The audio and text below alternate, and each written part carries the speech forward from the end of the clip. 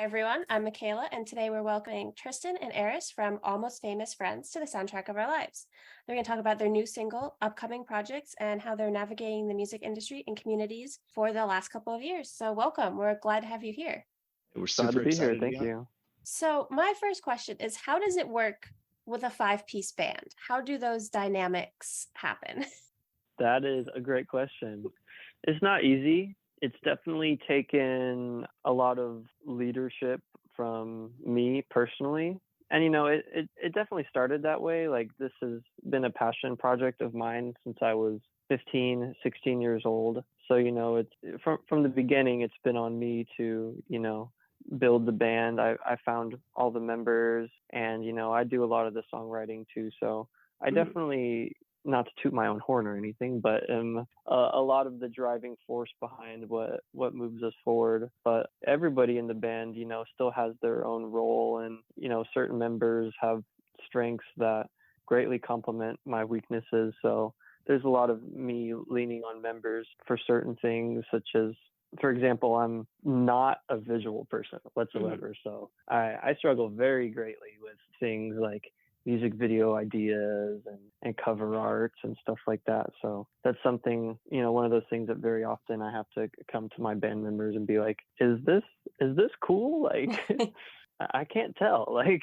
so I think we're getting to a point now where we're starting to take this a lot more serious, and it is becoming more of a group effort for sure. But in the past, it was definitely a lot of me doing a lot of the groundwork. And I've definitely come to realize as of lately that it requires all five of us doing all of that groundwork to really make this succeed. Yeah, that's pretty much right. Tristan's just been the ringleader of the circus for years and years. Yeah, so how did you all meet, or how did you find everybody, Tristan? Oh man, Aris, do you want to tell the story or should I? I think Aris's story is the funniest. Yeah. So long story short, he found me on Craigslist. Okay. So I was playing in another band, and we at the time weren't doing a whole lot. So I was getting a bit antsy, and I started looking for bands, and put a listing up on there, and Tristan just tracked me down. I was like, hey man, it'd be really cool to jam sometime. We got this room that we could practice in. You wanna come over and we could play some songs? It's like, sure. And then we just met, and it kind of clicked, and now we've been playing together for years. Then the other pieces have they've kind of come and gone, and we've added from different places. So if Tristan, you want to talk about that a little bit, like how they the rest of the crew came together. I'm trying to remember, because during that time when I was meeting with drummers and people like that, it was mostly drummers actually at the time that I needed, because when we first started the band, two school friends of mine were both playing guitar with me, who I already kind of knew. But I would always like tell whatever drummer was coming in, like, oh, let's like prepare a song. I feel like me and you played like a Taking Back Sunday song, maybe. Does that sound right? That does sound right. I don't even remember what song. Yep. Yeah, but you can choose any song. We'll never know. Right. Yeah. It was probably like a Cute Without the E or something like that. Like, or maybe it was like one off like Make Damn Sure or something like that. It was probably one of those, just one of their big hits, right? Yeah, what I think is the funniest part about the story is so is Aris's post, right? Aris posted onto Craigslist looking for a band, and when I found his post, the title was like drummer like searching for twinkly emo rock band or something. And I just thought that was so funny, and I was like, well, I don't know how like twinkly this rock band is, but like, let's give this guy a shot. And he was definitely the best drummer that I had played with at the time. And I felt like we clicked really well. We're very similar ages, and we had very similar like genre preferences and stuff like that. From there, he's actually the last standing original member. The other two original members of the band both eventually had to step down. They were going in different paths in their lives. But yeah, the other two guys I had known basically just through high school. They were just dudes I knew, and I knew that they played guitar, and they would jam with us back in the day. But let's see, the next member, Remy, our second rhythm guitarist, is actually Aris's brother. So we've obviously, Aris has known him, as long as Remy's been alive. Remy's his younger brother. Yeah. So we slotted him right in. Yeah. Well, there were a lot of times back in the day where actually Remy would fill in on bass. Our band is very notorious for like having like several different bass players. We've had like probably 8 different bass players come in and out. And then after a while, he's a guitarist. He's not even a bass player. He's just a guitarist who could play the bass. But I always loved having him around because he brings like such an awesome energy to the band, and he's a singer and a songwriter himself too. So he has a really great like yelly pop punk voice. So it's always been amazing to have him around. And then our lead guitar player, Hunter Sharp, he was my very first friend in Austin, Texas. I moved from Leander to Austin, Texas in 2012, freshman year of high school. And I went to this small performing arts, artsy music, acting, like a very like rounded like art school called ASPVA. And on my first day there, I met this lad named Hunter Sharp, and I needed rides to school. And he was like, "Oh yeah, dude, like that's on my way. Like I'll give you a ride every single morning for like the next like 2 years of our life." And yeah, he gave me a ride every single day. He's also a very talented songwriter and guitar player, producer. And me and him played in a couple projects together actually before Almost Famous Friends even existed. At the very beginning of our friendship, I actually played drums in a 2-piece project with him that was called Lithium Sun. And then he formed like a solo project that was called Hunter Sharp Band, in which his backing band included me and our current bassist, actually Colson Kincaid, was in that project too. And then people went their separate ways. But the way I found Colton, actually, I knew Colton before Hunter Sharp Band. I met a guy at ASPVA named Michael Mullen, and he was a very big metalhead.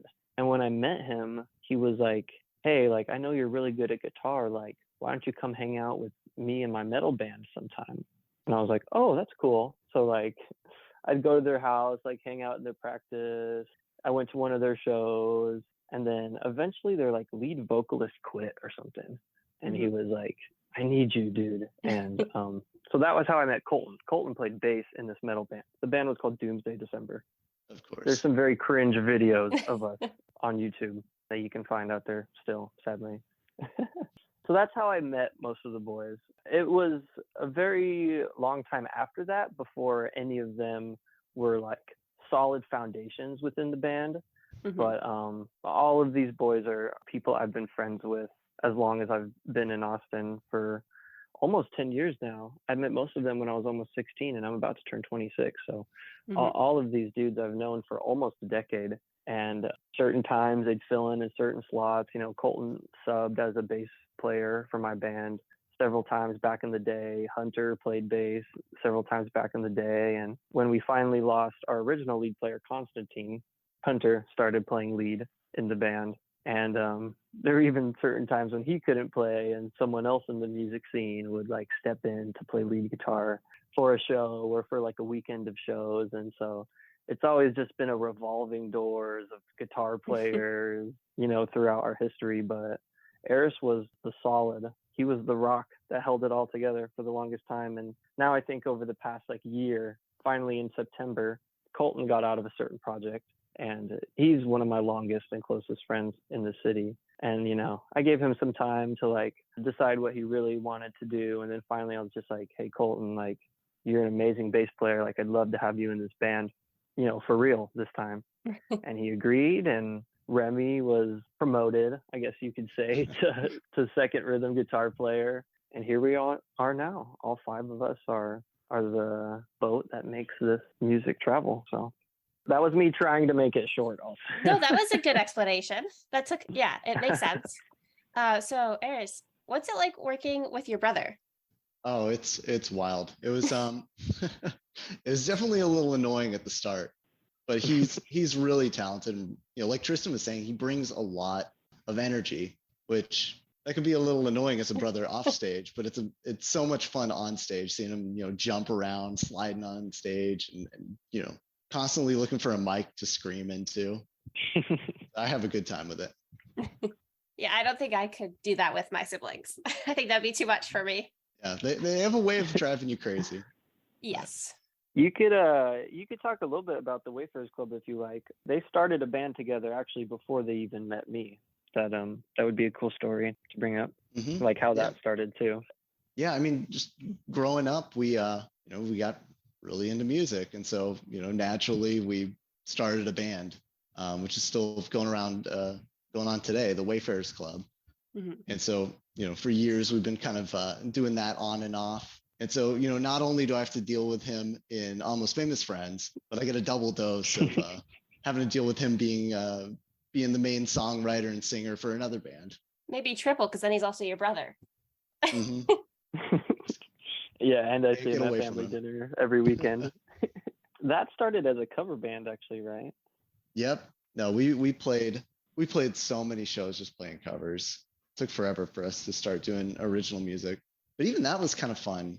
I like playing songs that people know, and unfortunately, a lot of times the originals, nobody knows them. But you start playing some Fall Out Boy songs, or some Taking Back Sundays, some Against Me. The crowd starts warming up a little bit. They start nodding their head. It's like, oh yeah, I know this one.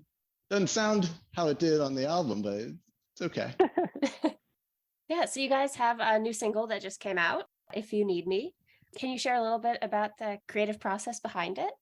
Sure. So something that is often true of most Almost Famous Friends songs is that usually I do a bulk of the, just the bass line, like the chord structure and the lyrics, like a lot of what just at the core of the song makes the song what it is, comes from me. And that song I actually wrote a very long time ago. I believe I posted a video of me playing that song on the porch of my college house in Denver. So I went to college in Denver. And for the last 3 years of my college experience, I lived in a house with like 5 college boys, and all of them made music. One of them was like an electronic producer who, was a DJ, and then some of the other boys were like rappers and beat makers, and like, so you can imagine how chaotic of a house it could be, right? So sometimes my only escape from that was to go outside, was to go onto the front porch.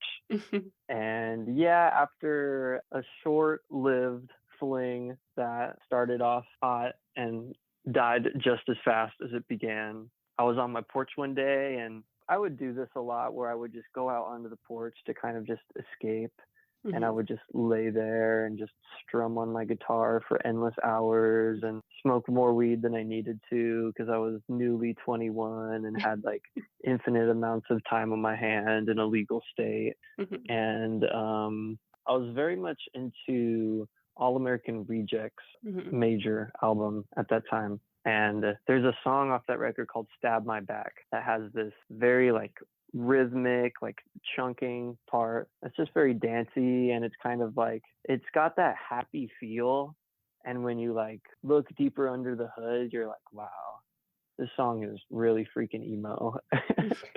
And so I was really inspired by that vibe at the time, and like by this fling that came and went. And in an evening, I was sitting there playing guitar and smoking on the porch, and that song was born.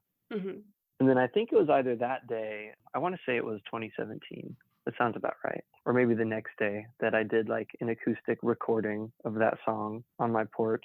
And I believe I called the song Healing at the time. And then over time, we started recording the song and playing it more. And I decided the title, If You Need Me, was a little more appropriate. The song was a little bit more about this like profession of infatuation than it was, it had some themes of healing, but it was mostly just a massive profession of how much you miss this person in this time and place, and how you would do anything to kind of get it back. So yeah, that was kind of how, the song itself was born. And then I believe it was the summer of 2019, we were finally able to record it. Yeah, that was at Hunter's studio, right? Yeah. So Hunter's family, one day, I don't even know how, I don't know the story exactly, acquired like a very rare Neve mixing board. And they were very like music family, his mother was like a songwriter in LA, like at some point in like the 80s or something, probably the 90s, like early 90s or something. So, they're a music family. They love music. And they acquired this Neve board, and they just kind of built this little mini home studio that was like surprisingly high quality. And so we were like, let's christen the studio, like let's make our next record in the studio. And we did it with the help of our good friend Kieran Krebs, who his studio is called Overcast Recordings. Before this, we had done a split with him, 2 songs. And then the band we shared the split with is called Lions and Tigers. They don't play anymore, sadly. And so we kind of, created this almost super group recording experience where we were in this like really high quality home studio with like our friend who had done all these local bands. And we even brought in this other guy we knew named Trey Carnes, who plays in Kieran right now in a band called Ritual Club. And he was also like really into engineering. He helped us out with a lot of logistics of like actually to be able to record drums there. We didn't technically have enough inputs.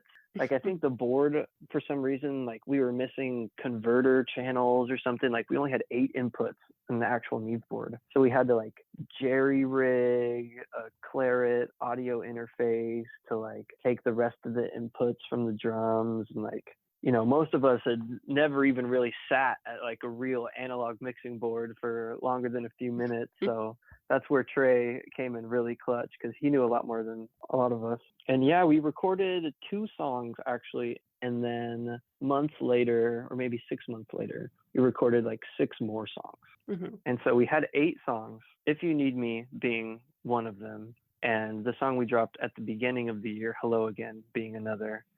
And in my mind, I was like, man, 8 songs is cool, but I would love to make this like a full 12 or 13 track LP. And, this was coming right towards the end of 2019. And so we were all like, yeah, let's do that. Like, let's take the next year, write some more, and we'll come back and finish this album. And then 2020 hit. Yeah. And the whole world went up in flames. And actually, the number one thing that, besides my own procrastination, that really made this recording take a back seat was our engineer had to become I think he became a history teacher. He had to become a teacher full time to pay his bills because nobody was gathering, in a tight room in a pandemic setting. So to pay his bills, he had to become a teacher for a few years. I think it was 2 whole years before he finally went back full time to music production. Wow. Which we're all very happy for. He's a super talented dude, Kieran Krebs. And after all that time, we came, 2 years, and finally, live music was coming back. And I had realized after 2 years that I was like, man, I have so many new songs now, like 2 whole years of songwriting. Like I had a whole like brand new album on top of, this old album. And I went back and I was just like, man, like I love some of these songs, and like some of these songs just don't cut it for me anymore. So we decided just to release our 2 favorites, which were Hello Again and If You Need Me. And we had been away from the game for so long, like we didn't have music videos or album arts or a marketing plan or anything. So we were kind of still like at the beginning of the process. It took like another 6 months for us to finally get ready to drop these songs. So it's crazy to think about. I wrote this song in 2017 and now it's finally here in 2023. So that feels really good. We're really happy to have this song here finally. Yeah. So can you talk a little bit about, you mentioned potentially more music coming, and what can you share about what's coming? What are you allowed to say? Absolutely. Yeah. So we have 10 tracks that are recorded and are mixed and mastered and produced by Sam Pura of Panda Studios. So that's exciting. Sam Pura. So high school me, right? Freshman year old me. I fell in love with a band called The Story So Far. And I actually have a tattoo of their lyrics on my arm that I got when I was like 18. And I remember looking up what record label or what studio. I wanted to know what studio they recorded their album in. I just remember being like, this sounds so full and like so good. Like, who recorded this album? And they've recorded actually all of their albums with Sam at Panda Studios. So since I was like 16, 17 years old. Like, it's always been a dream of mine to make a record at Panda Studios. And That's so, awesome. yeah, it is. It was a really awesome experience meeting Sam, hanging out with him, and we just learned so much. It was definitely a little mini dream come true for little young pop punk me. But yeah, we have 10 tracks with him. We're definitely going to start dropping that music next year, Okay. as soon as possible, early spring. And yeah, there's not too much else to say, I think. Okay. You can't give it all away. Right, yeah. I don't want to say anything that might change, so that's kind of the big That's thing. fair. So when you go to create music as a group, how does that work? I think one of two things happens, and it kind of depends on how much time we have. Mm-hmm. Because there's definitely been times where we're like, oh, we have this song, like, we got to get it out there. And we just walk into the studio, and all we have is an acoustic demo with my voice on it, Mm-hmm. Aris might be able to talk about that, because there's definitely been times where he had to write the song in the studio with the mics on, Oh yeah, we've definitely done How that do, a bunch of how do you times. feel about that, Aris? I'm glad we don't do that anymore. Yeah, no, that's so stressful when you walk into the studio and we're on a time crunch. We're rushing to get everything set up, and then you kind of got to stop for a moment and be like, okay, what are we gonna do? All we have is this acoustic song. If we're changing any structure in the song, adding different layers, and then literally writing out the drum parts and figuring it out on the fly and going back and changing things. I'm glad we've kind of moved away from that. Tristan, you want to talk at all about kind of the demoing that we did going to work with Sam? Because I was really happy with that. I feel like we came so prepared. So I definitely think there's a spectrum. There have been times in the past where, like we said, we walked in and all we had was the song, and we had to write it right then and there as we were recording it. Clock was ticking on our budget. And then there's definitely been times where we've, had more space to jam it out together in the room, and we'll do this a lot. There's been a lot of times where it's just me and Aris, and I play him the song, and we literally just feel it out one section at a time. Like, how does this rhythm feel? Like, how does this switch feel? This tempo? And other times I'll write a song and like the big picture just comes to me. Sometimes, it's very stripped down, and sometimes like the entire production comes to me, and I'll program out the drums.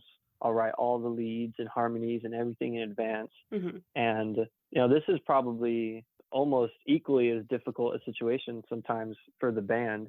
I come to the band with this song and I'm like, this is it. Like, this is the big picture that I have. And they kind of have to learn it, but then also like bring their own voice into it and all these kinds of things.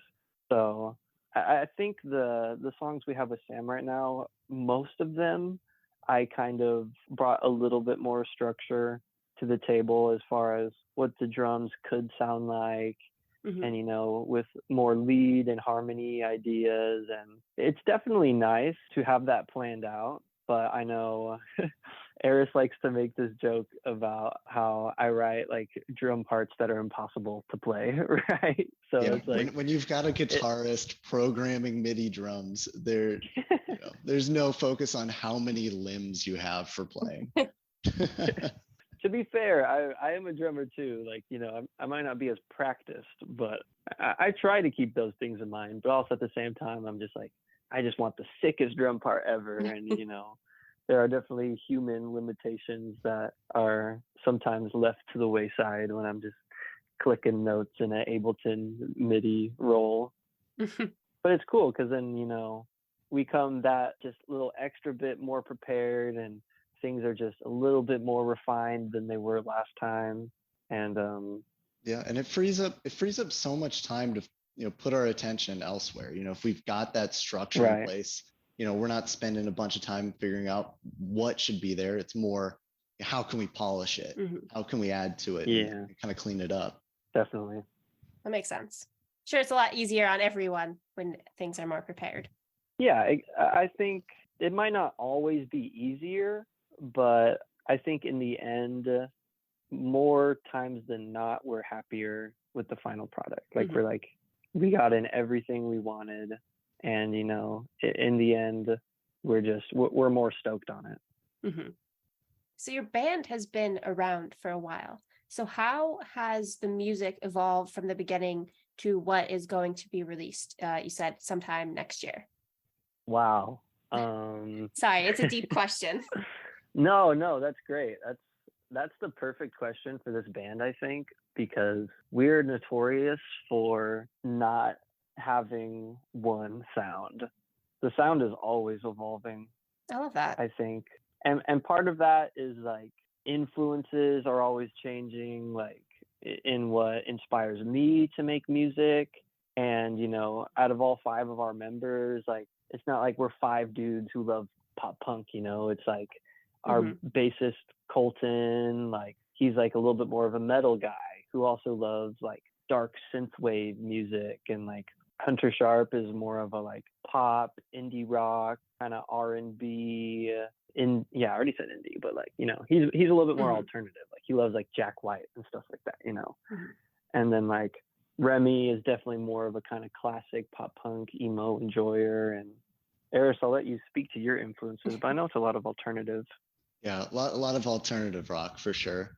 But then, Mhm. also pop punk. I think to an extent we all have that in common. And so I feel like all the roads kind of lead back to pop punk a little bit in our Mhm. band. But definitely over time, we've added a lot more of the alt rock kind of sound, especially if you go way back to the beginning, the first EP that we did forever ago. I mean, you'd call that pretty much straight up pop punk, right, Tristan? Are you talking about Tides Yeah, or I'm Not Who I Tides. Want to Be? Oh yeah, Tides is. I mean, I don't know though, because even it's so tough to say that it's strictly pop punk, because when you look at a song like Speechless, I mean that song is very emo. It's got the slow, clean guitars and the just like heavy, like dark chorus. It's like even still back then we were not like strictly just like the typical summery pop punk band. So yeah, we've always had this kind of balance between like the upbeat punk stuff and the like really slow and emotional kind of rock songs. Mhm. And I gained a lot of new influences towards the end of high school and throughout college. I started to love a lot of like electronic music and rap music. And I actually took a little side quest in my life where I was making like alternative rap, R&B type music, pop music, where I was producing lots of beats and stuff like that. So, those side quests in my life per se, and those influences like eventually were brought back to Almost Famous Friends. Like our first song ever that had synths in it, Missing Lately, has these like really like high, like kind of driving synths in like the verse, and in the bridge it's got this like deep like growling sub bass, like almost like a dubstep bass that just like creates this crazy roar underneath all the chords. And then our next album is gonna have some stuff like some trap drums and some auto tune. So our sound has always evolved, and I would hope that it always continues to evolve, because that's one of my favorite things about music. As much as we all want our favorite band to sound exactly like they did on their breakout album for 20 years straight, like Yeah, evolution is what pushes creativity forward. So definitely. And also, how has the involvement in the Austin music scene influenced your music and the identity of the band? oh man, I could talk about the Austin music scene forever. The Austin music scene is a fantastic place. Wow, where do I begin? Sorry, you asked how has it influenced me, right? Yeah, you like the band and the music that you're making For or sure. have made, and yeah. I think the biggest way the Austin music scene has like influenced me is in the way that its community and its members have just inspired me. And maybe not even specifically like towards any specific genre or sound. Mhm. So I entered this scene. I think I went to my very first local show in probably 2016. No, sorry, 2012. 2012 or 2013. I saw a band called Thieves TX, one of the oldest pop punk bands in the city. And I actually remember finding their like lyric video randomly on YouTube and being like, this band is from my city. And we did everything we could to find those guys live. We started discovering bands like Nominee and Burning Years. And a lot of this I can contribute to my father, actually, who has been a punk music enjoyer since he was really young. And he played in bands and went to local shows and like, you know, really knew kind of like the layout of how these communities work. So he helped me a lot, like just kind of, you know, pushed me to get in the door. But I've always looked up to these dudes. Like I just thought it was so cool when I was young, before my band, you know, was even playing shows. I just always thought it was the coolest thing. It was the greatest vibes. Everybody's just so nice. Like before I was even anybody, before we were anything at all, everyone was so nice to me. Just to have me come up and say hi, like they were so excited, you know, to see a young dude like be stoked about their music. And then we started playing shows, and you know, bear in mind we were trash when we started playing. We were really rough, and you know, even to these days we have roughness around the edges. But back then, you know, we were 16 years old and we were unrefined, and everybody was just so welcoming. They were so, what's the word I'm looking for? They were so, just really supportive, you know, right? They weren't. Yeah, supportive. It wasn't sure. a big competition for attention, exactly, or anything. It was very much, it still is, a tight knit community of people. Yeah. We're all looking after each Everybody other. knows everybody. Everybody's friends. Everybody's so nice, and it kind of just always made me want to be around. Like I wanted to be at shows. I wanted to play shows. I wanted to make music with these dudes, with these people that we saw up on the stage. And I even started like booking shows, like helping out in the scene around like 2015, I believe I started booking shows. So, I mean, I think the greatest gift that the Austin local scene has given us has just been just being there, just supporting us and supporting others, and just striving for excellence. I can't think of a single band in the local scene that all of those things don't apply. That's awesome. It is very special. So if anyone listening is trying to break into their local music scene, how would you recommend they go about that?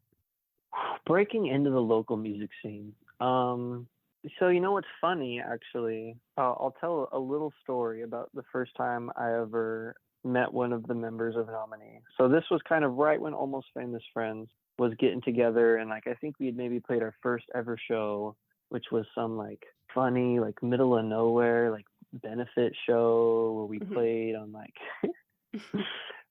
just like a random wooden stage. So like we had like one show under our belt, right? But it was like super random. And one of the members of Nominee, I had actually been bugging him in his Facebook DMs. Just like, hey dude, like y'all are so cool. Like saw you the other night, you know, like the show was awesome. Then like a week later, like, hey dude, like my band just played our first show. Like we'd love to get into a real venue. Like if you think you have any opportunities, let me know. And then one day they were playing at the ballroom, and you know, there's not much else you can really do besides just walk up to someone and be like, hey, what's up? Like y'all are awesome. And like just be genuine and like let them know what you do, and just let them know you're looking for opportunities, you know? So that's really what it's all about. Just like being friendly, talking to people, showing up at their shows, and like, you know, showing people that you really care about the local scene. And then you know, once you're ready, once your music is together, your band is practiced, and you have something you can show, people are they're gonna pay attention, and they're gonna give you chances, you know. So I would say, yeah, it's really just all about networking. You know, that's kind of the boring word to use, right? But yeah, I think it's that's just spot about on, making though. friends. Yeah. That's spot on, especially the part about actually just going to the shows, you know, not making it all about yourself and wanting to, you know, have a bunch of fans and things like that. Think of it as joining a community, because ultimately that's what it is. You know, go to the shows, support people, meet people, make friends. Don't, you know, get hung up on what can they do for you. Just go out there and have a good time. For sure. That's some great advice. I've been wondering this, and I meant to ask it earlier, and I don't know why I didn't, but what does the band name mean, or how did you come up with it? Oh man, the good old I stole my pop punk band name from another pop punk band's written material. So, it's actually funny how little people immediately recognize what the words almost famous friends come from. Mhm. But it's always so cool when people recognize, because very so rarely it does happen. But I remember like freshman year of high school, and this was after like the third band I had been in or something, and Mhm. I was starting this brand new project, and I remember listening to some of my favorite albums like New Found Glory, Hawthorne Mhm. Heights, and like every time I heard like a cool lyric that I thought could be a band name, I just like typed it in the notes section of my phone. I remember having a notes section with like 30 possible band names. Mhm. And the name Almost Famous Friends comes from the opening title of Fall Out Boy's Under the Cork Tree. Mhm. Our lawyer made us change the name of the song so he wouldn't get sued. It's from the chorus where he says Almost Famous Friends. And I couldn't tell you exactly at the time why I picked that name, other than I just thought it was cool. Mm. And I've always been someone who, like, my friends in a way were the biggest part of my life. Like, especially in high school, like music was fun, and it was like, yeah, this is my thing. I'm gonna make music. But when you're 16, like all you want to do is hang out with your friends. Like you just want to get out of school and get your homework done and I'm like very aware. I have a go 16-year-old chill on sister, so. yeah, for sure. So maybe somewhere in there, just, the idea of being famous and hanging out with your friends and just kind of like that vibe. Mhm. 16-year-old me was like, yeah, that's it. And it's kind of funny to look back on, because like I think that line is almost like making fun of those people, like the people with almost famous friends. Like they're kind of making fun of that, So it's kind Yeah, of like sarcastic and like hilarious to think of in that fashion. I like it. It's a great name. The only downside is every time I try to pull us up on Spotify, I gotta go past the Almost Famous soundtrack Oh, from the that movie. movie. Oh, the amount of people who have been like, oh, like the movie. And I'm like, no, not like the movie. No. So funny. Yeah, so music brings people together. So how do you hope your music contributes to building a sense of community among your listeners and within the Austin music scene itself?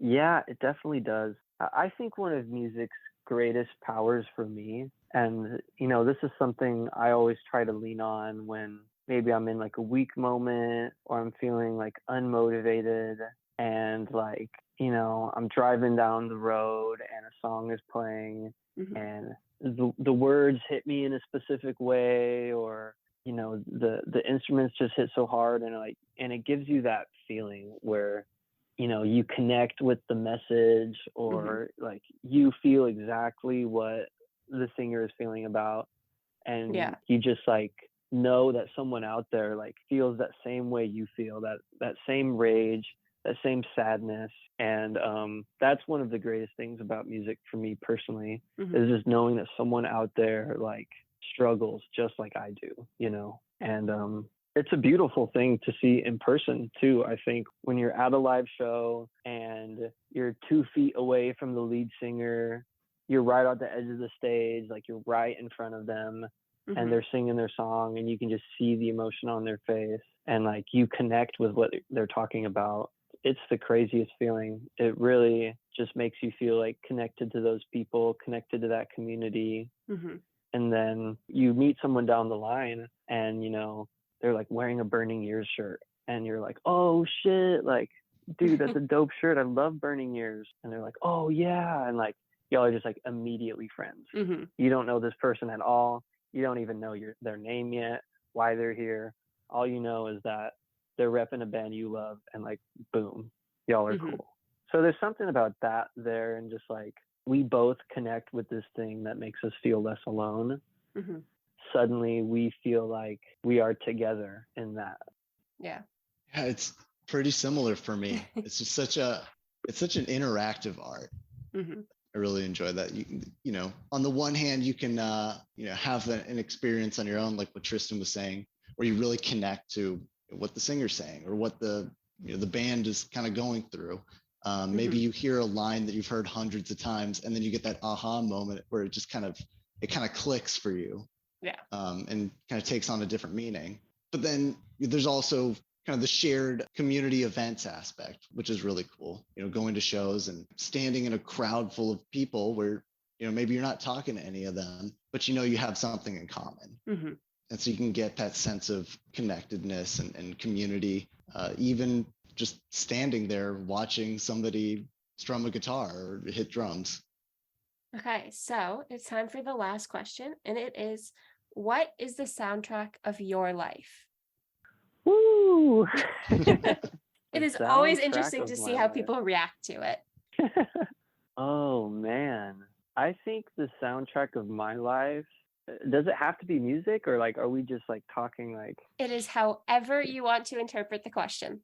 Okay, because my first thought wasn't even music. Like, I'm one of those people too who like, I might spend all day working on music, and then I go on a 40-minute drive and I just like sit in the car in silence, so it's like, even for someone whose like whole life is music, like sometimes even the absence of music is like, is such a serene thing at times. But I would say just connecting with the people I love is the soundtrack of my life. As much as I love music as a career, if I didn't have my friends and my family and my community to share experiences with, like, it would in a way be for nothing, So, just hearing about your best friend's day, hearing from your family member about a funny interaction they had with a cousin or something, or talking to your younger siblings about the latest drama at their high school, or just all of those things, hearing from our fans on the internet. Sometimes people DM me and they're like, I was having an awful day, and like, this song like really made me feel better. Just all of those little things, all of the social connections we get to have with people within music and outside of music, like all of that keeps me going just as much as my favorite record or, the live show coming up this weekend does. Nice. Well, my answer is a little different. It's kind of a tie between two things. One of them is just constantly like drumming on tables, doing things like that, kind of fidgety drumming away. Nice. The other one is just a cowbell, just going off, smacking a cowbell. Yeah, that's definitely your signature, the cowbell. You love the cowbell? More cowbell. We're yet to put one in a record, but when we do, the whole universe will know. Yeah, so thank you guys so much for coming to talk to us. We're really excited to hear everything that's going to be coming out in the future. Before you leave, do you want to share your socials so that everybody can follow you? Sure. Almost Famous Friends is the easiest way to find us. I think, our socials differ a tiny bit throughout the ether. Like, I think our Twitter is like official AFF and our Instagram is Almost Famous Friends ATX. But it's a pretty unique name. So searching Almost Famous Friends, like you should always find us for sure. Spotify, Apple Music, SoundCloud, Bandcamp, anywhere you listen to music or look for media, you'll be able to find us. Awesome. Thank you guys so much. It was really nice to talk to you. All right. Thank you so much, Michaela. I hope you have a good rest of your day. Thanks. You too. Bye. Take care. Bye. Listeners, go check them out and make sure to subscribe and follow us on Instagram, Twitter, and TikTok at STO Lives Podcast. Thanks for joining us.